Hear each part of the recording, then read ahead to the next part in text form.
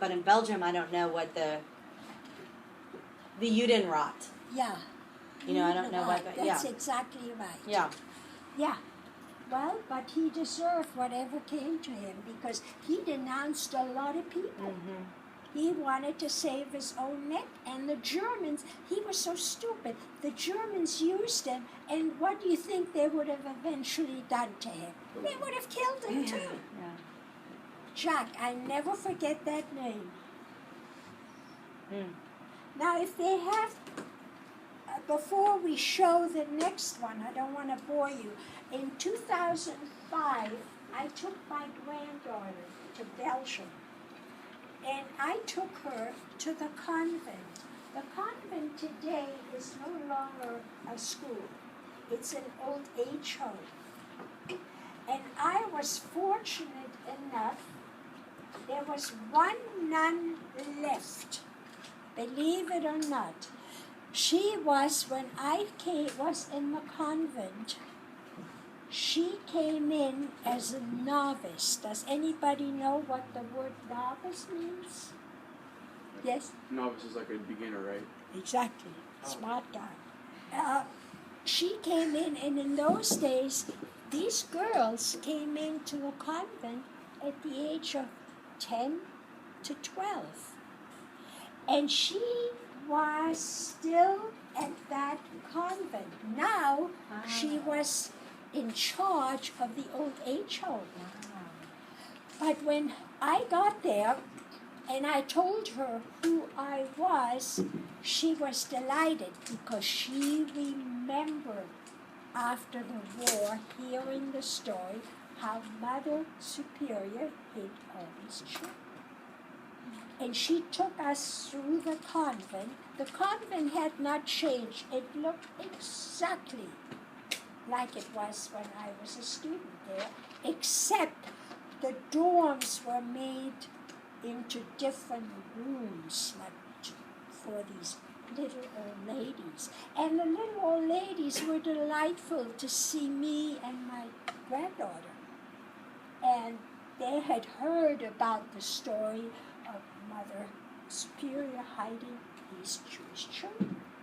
So it was very interesting.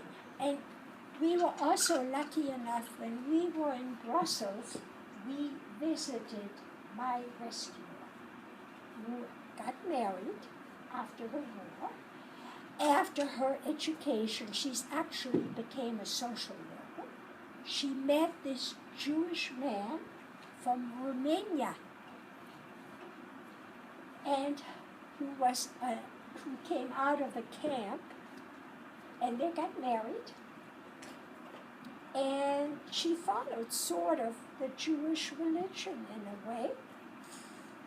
And she showed my granddaughter how she kept these journals of the names of the children by number.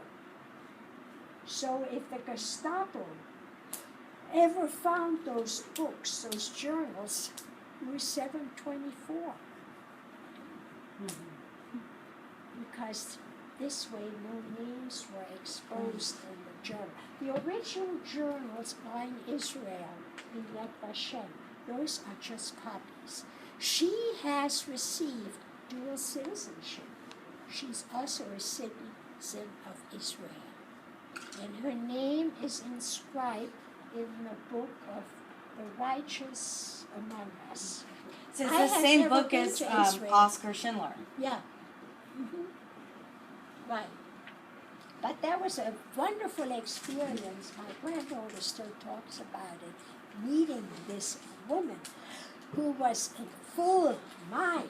Now I understand my friend June goes to Belgium a lot, and she's heard.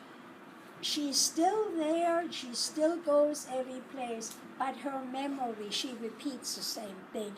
And she still considers us mes enfants, my children. Mm-hmm. We are still her children, you know. Mm-hmm. So that was a wonderful experience for my granddaughter. She was in her 20s then, to see the convent, to see, and my mother too. We got to go to the cemetery, because during the war, my mother had a stroke, a cerebral hemorrhage. And Jews, again, were not allowed in hospitals, not in any hospitals. And we had, again, a righteous Christian came to the house, took care of my mother, and what they did in those days, they didn't have medicine for high blood pressure and all that like they have today. They took my mother here, the vein, and they took blood out to relieve the pressure from the brain. But my mother never was the same. Her memory was gone. She thought I was my sister, and she eventually died in Brussels, right when the war finished. So she never even got to be able to live a little bit better. She's buried in Brussels, and I also took my granddaughter and showed her the cemetery where she was. So anyway, if they have any questions, that would Yeah, be well, okay? so here's what I'm